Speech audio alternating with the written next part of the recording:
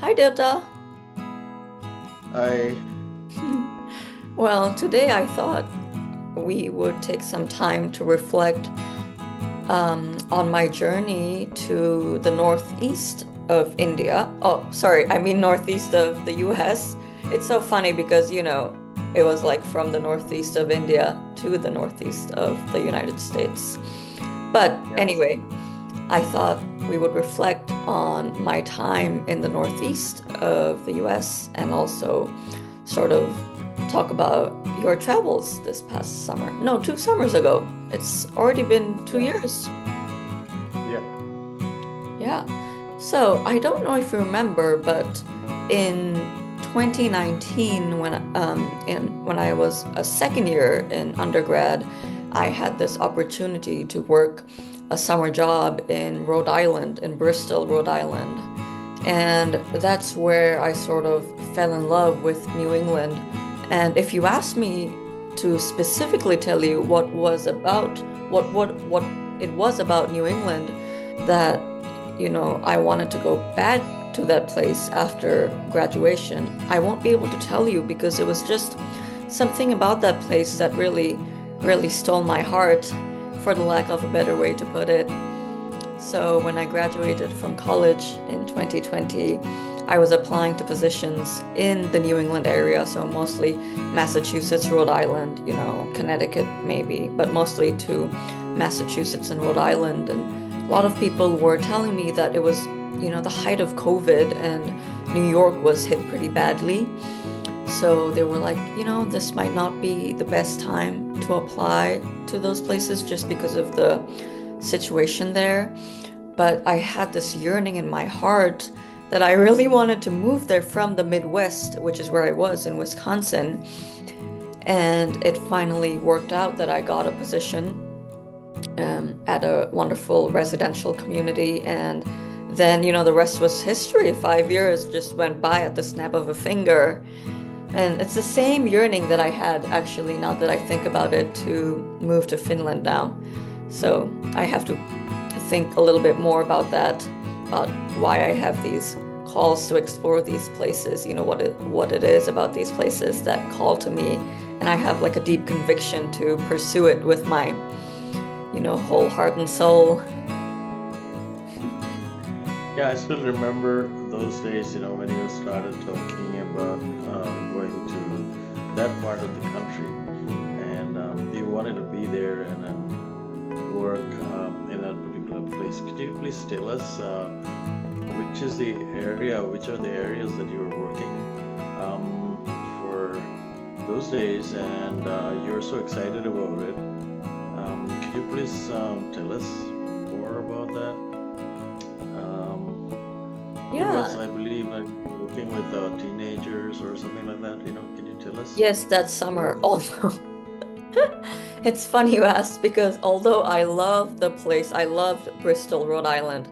Also, fun fact, if you were ever in a trivia contest, so Rhode Island is the smallest out of all the 50 states in the US. So if anybody asks you, you'll be able to answer that question.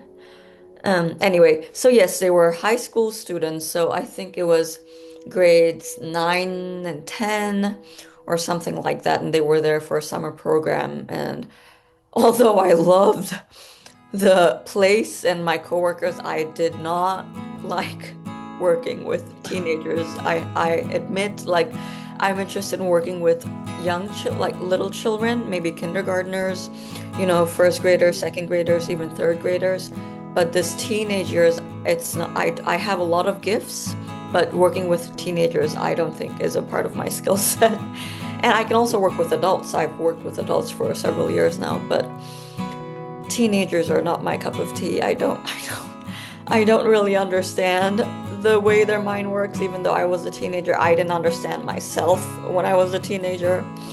So yeah, but when I moved to the Boston area, it was to work at a residential community, and it is also one of the oldest residential communities in the US for adults with mental health vulnerabilities. And I kind of joke because, as we've covered in past episodes, that I'm an only child. Maybe we did not cover that, but I'm an only child. I've always had my own room. And even in college, I've always had my own room.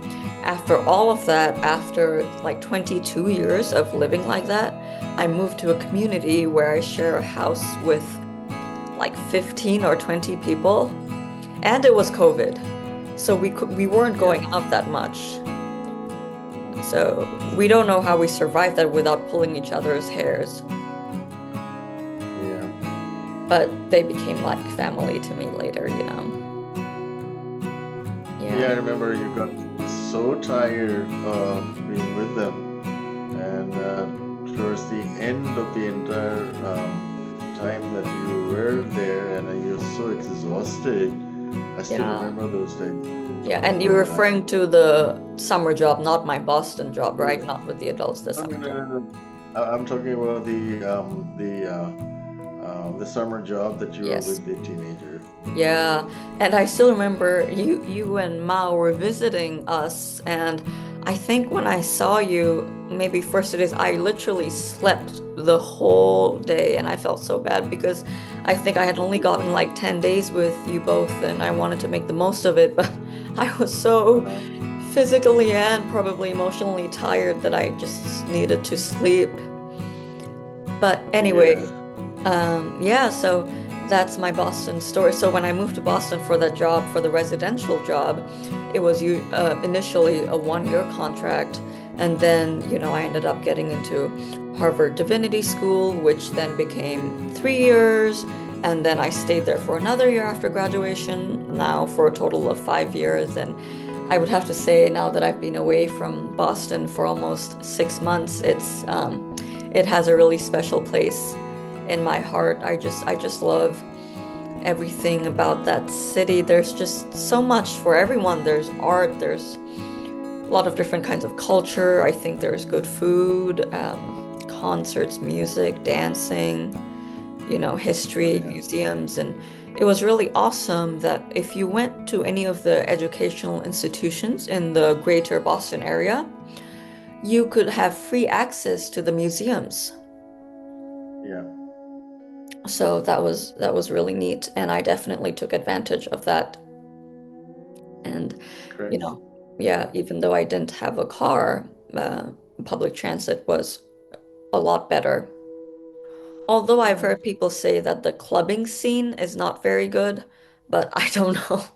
I I'm a little boring when it comes to those things, so people like Miami or Florida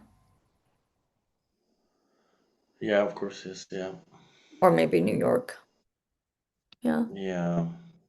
yeah, I I I still think, that Boston is something somewhere, it's so many institutions, universities, and colleges are there, and yeah. then you find a lot of people, in that area. Um, People in the great institutions like MIT, Harvard, and all that, So yeah, and I also, remember you saying that you attended so many seminars or, some group of people, doing something, and you got to meet a lot of good people, educated people, interacted with them, and then apart from the job that you were doing in that community, it was kind of I believe that it was an exciting time that you had. I think it was, how many years? It was 5 years, right? Or what was Yes. that? Yes. 5 years, right? Yeah, Yeah. yeah. So mm, I, I really can feel that, you had a good time there. Yeah. And so many different kind of experiences that you gathered during those days. Yeah, you know, when we were there with you for a short while, so we went to a couple of places with you. Um, we had this car, so most of the time you were driving, Yes. and you we went to Gold Farm, and that was a different experience again. And then can you can you tell us more about that? You know, like the uh, the time that we spent in Gul Farm, it was a beautiful time there. Yeah, so in short, I could go on and on about that place, but in short, so Gould Farm is a community, again, one of the oldest in the US, that provide residential care to people, adults with mental health vulnerabilities, and their main what do you call it? What they emphasize is the sense of community and being in, working and not being in like hospital situations. Of course, sometimes um, things may happen in life where you might need hospitalization for your mental health, um, where your mental health might be. That might be the best place for you. But after that, a lot of people, and there's a lot of research on it, that you really thrive being in community with one another. And there's animals, and it's about 700 acres of farmland. They're gardening. The residents there are doing, or guests they're called, they're doing the work. They're using their hands and bodies and taking care of the land and taking care of one another. So it was really, really awesome that we got to go there and check that place out, and that I got to show you that place. And um, yeah, because I was really happy that you and Ma were able to go, because you had been hearing from me for the past 4 years when you had visited about this place and about my workplace, and why it was that I really wanted to be in the New England area. Although sometimes as international students, when you're job searching, it may or may not be advisable. Some might argue that it's not advisable to limit yourself to one part of the country. You should cast your net wide, some people say. But then, there are idiosyncrasies about when it comes to where places you want to be in. So, yeah. So I was wondering, what was it like? Because I think maybe this was true more for Ma, that I was telling her even after graduation that I wanted to be in the Boston area. And then she was kind of like, why was it that you were so drawn to that place? Because she wanted me to put my best foot forward and, apply to all over, which is, I think, what is advisable, honestly. But I was really adamant on still wanting to be in the Boston area. But then Yeah, I think when she visited, she was like, oh, okay, now it makes sense why you want to be here, and, why this place calls to you. But I also wonder how you felt, because in the past, even though we were very fortunate to be able to visit several of the states in the US, we hadn't had a chance to go to Massachusetts.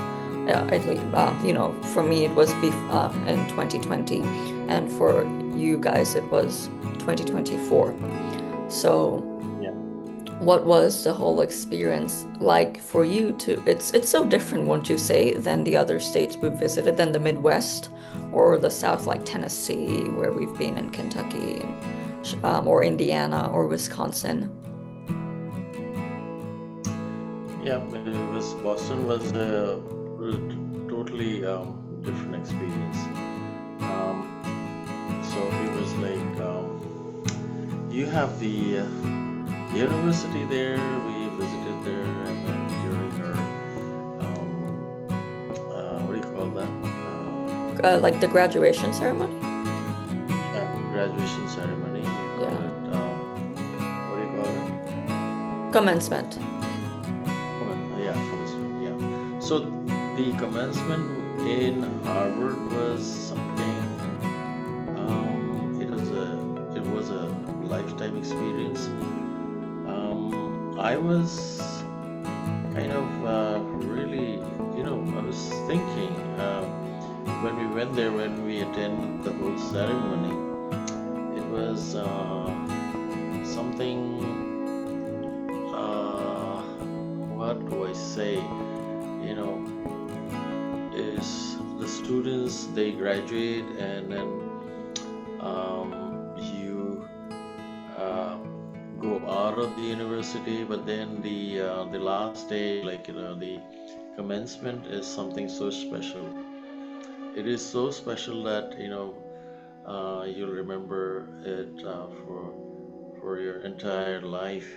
So um, and to be there, it is the guests are all invited. No one can walk in just like that. It Yeah. is just the parents are invited there, and some other guests are also invited. So the whole experience in the university, that day was really something. So it is very difficult to even express it. How you feel. So that was one thing that it was so.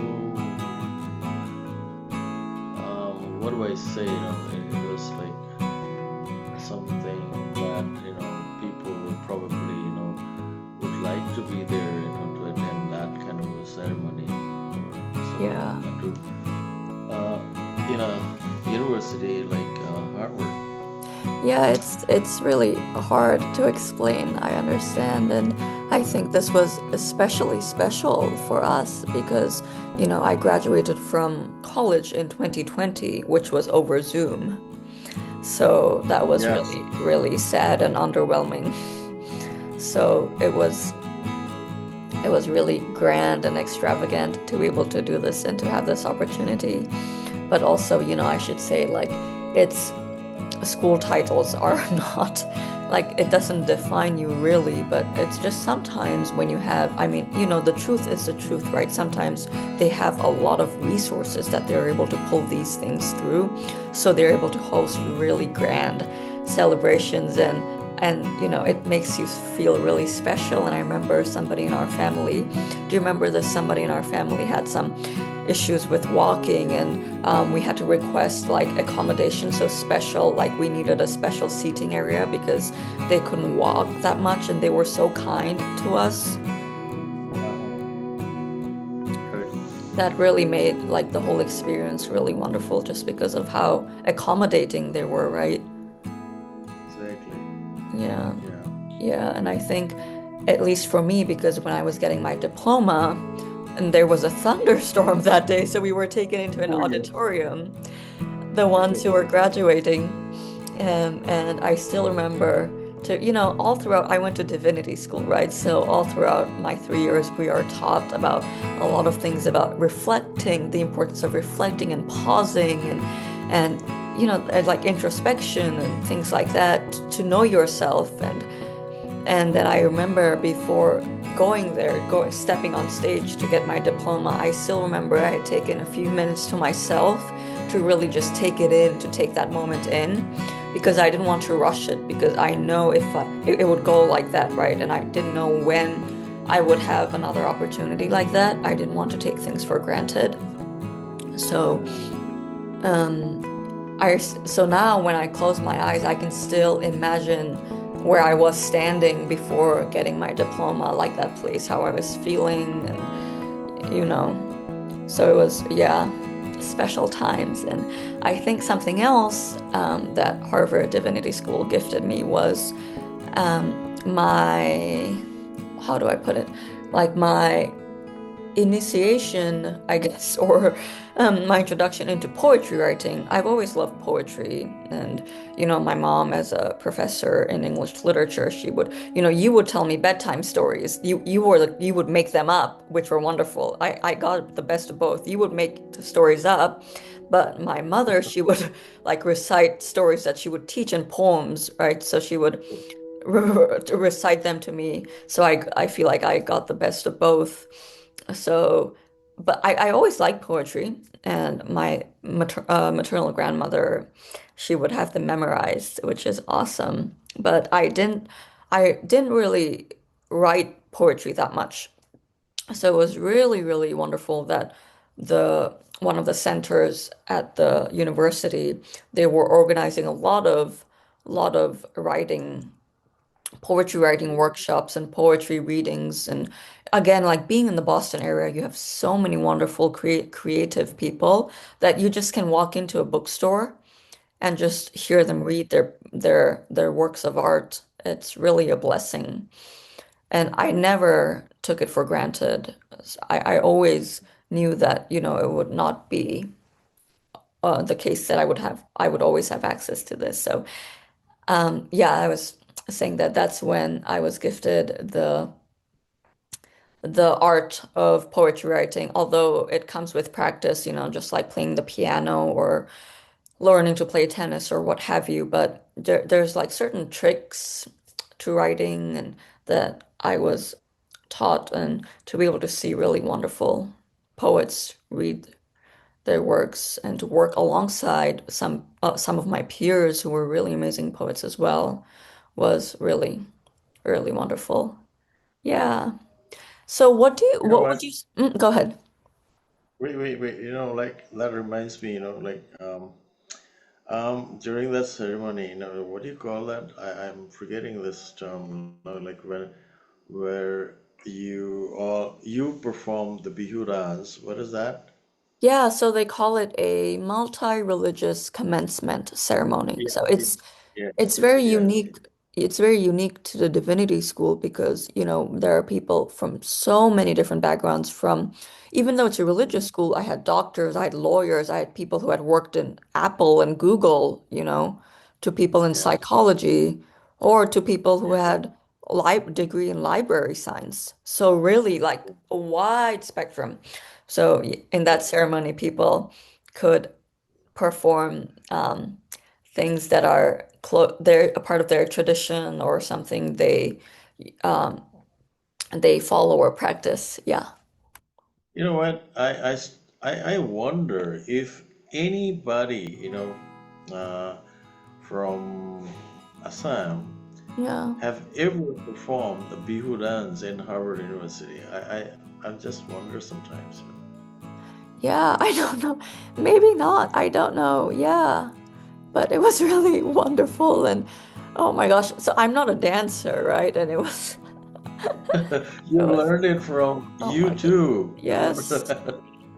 It took, So, it takes a village to make people successful in these things because, my aunt, your sister, she sent sent with you her attire, and in Bihu dance, the clothing is really important. So she sent it through my mother and you, and then my mom. I don't know how to wear it. It's a shame that I don't know how to wear it. So my mom and I were like, my mom mostly, I was just standing there complaining.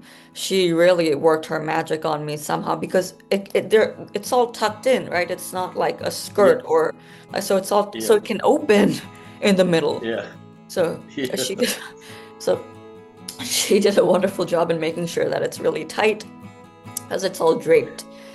And then, yeah, and then you were there with your moral support as usual, and you were telling me, like, even if you forget everything, just do it. Just do it. Just do it like you know it. And the best thing about dancing alone is that even if you screw up, you can do whatever you want. You don't have to match. You don't have other people to match with. So I think I got really lucky in that I definitely improvised on stage.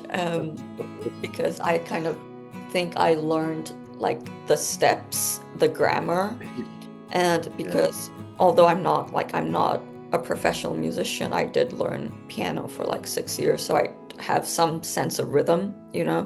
So I guess that's what helped me a lot, and it was really wonderful. Like when I actually still have not watched the whole thing myself, but Ma was playing it so many times, so I would just hear the music, and then in her recording, I could hear people clapping and cheering, oh and yeah, it felt really yeah, like not as a way to brag, to say, "Oh, look at me, how wonderful I am," but it was so special to kind of represent your culture, just because, yeah. And then it seems that, the people really enjoyed it. yeah, and it was a really, it was a really, really tense time, right? Geopolitically too. And Oh yeah, not anything's better now, but no, there's something to be said about even joy as an act of resistance. They cannot take away our joy from us. yeah, yeah, So people were kind of really appreciative, and it was something really new for them. And I was really happy because there have been times when I felt insecure about myself and my sense of self, when I was much younger, like I was sharing with you last time. I kind of wanted to Yeah, fit in more, but where I was yeah, during my time in Boston, it really, really, all the experience I've had really helped me grow up a lot in the last, not in the last, but in the 5 years that I was in Boston. I think I grew up a lot, like professionally, academically, emotionally as well. So, yeah. I'm Yeah, you know what? curious. Yes. I was wanting to talk about the experience in New England, but then I don't think we have some time now left. Yeah, I was I was going to ask you, we're at 25 minutes again, somehow, Yes. magically. Why doesn't this happen when I'm So, waiting on like all the like on airports for my planes or trains or buses, the time, especially when you're traveling alone, the time doesn't pass. It doesn't I know, pass yeah, by. yeah, yeah. Maybe next time we'll talk about New England experience. Like that was a wonderful experience, I told you. Yes, but I do, before we wrap up, I guess I was curious to know what, you and Ma were there for around 3 weeks, right? In Hmm. Boston, and then we went to Rhode Island, and of course to Indiana to see family. But what Yeah. was one of your, I won't ask you about your most favorite because it's kind of hard, but one of your top three memorable things, I guess, apart from the graduation, we'll put the graduation aside for now. But other than that, what do you think was your favorite, something memorable for you? Are you talking about Boston or what? Like it could be Boston, the city, the things we did, or we took a trip to Monterey in the Berkshires, or I remember the road trip to Newport, Rhode Island, or remember we watched the Boston Symphony Orchestra, or any of those experiences is something that comes to mind in particular that is really near and dear to your heart. Actually, you know what? Like, there's so many things, we did and we liked it, and um, actually, uh, when we visited the library, Boston Library, Yeah, um, that was a wonderful time because the library was it was a grand thing, like so. So being there, looking around the library was something really, really, it was wonderful experience. That is one thing that I liked it. And you know what? Later on, when I found out that somebody can hire the place for a wedding or something, yeah, or maybe some kind of event. So that is very expensive, very, very expensive. Only rich can, afford that. But so what I'm trying to think is like, that there's the library and you can hire it for a wedding or some sort of an event. yeah. I don't think it happens anywhere else. Maybe only in Boston, probably it Yeah, happens. I don't Yeah. know. I, Yeah, I it have is. no idea. You can Yeah. hire a library. Yeah, So, like to rent a space. Yeah. yeah, Yeah. so it's just something really wonderful. Yeah. And so, well, that is one thing. Another thing is like the orchestra Yeah. that we went there. That was a wonderful experience again. Yeah, the Boston That was Symphony Orchestra. They were so Boston good. Symphony. Oh wow, that was so nice, Yeah, so and nice. Yeah. because you had visited in the springtime, during the Mhm. like aside from the spring and summer months, they do mostly classical pieces. But during the Mhm. springtime, the Boston Symphony Orchestra, they call it Boston Pops. So they do like Yeah. popular Okay. music. Yeah. And Hmm. they had done Broadway numbers, and there was a lot of like Right. drama and acting, and Exactly. it was so much fun. Exactly. Yeah. Exactly. Yeah. So that was so nice, so nice. Yeah, Yeah. I still remember those days. Yeah. yeah. I was gonna Uh, say, when we make a lot of money from our YouTube videos, we can rent the Boston Library oh, yeah. or something. Oh my God. Oh my God. That No, I'm is, just kidding. yeah, I know, yeah, And then yeah. you wonder, right? Like, So, like the new. Sorry, I'll I'll just say what I'm gonna say really quickly, and then I'll come back to you for sure. That mhm. just the thing about Boston is that so much of that country, US's history comes from Boston. So you Oh can yeah, only imagine all the people who were really good in their fields, who how many of them have walked through the same halls, the same buildings we've walked through, and the same roads that we've driven by. It's really something to yeah, think about. yeah. Yeah. But what were That's you going to great. say? Sorry. What were you going to say before I was saying this? Oh, I mean, it got out of my mind. Like, Oh, I'm anyway, sorry. there's so much to talk about, and Yeah. then maybe some other time, maybe we'll talk more about um, some some details, and also we'll talk about the journey to New England and the experience that we had there. Yeah. Yeah. Sounds good. Awesome. Yeah. Awesome. Okay. Uh-huh. See you Yeah. soon. Yeah. All right. See ya. Bye.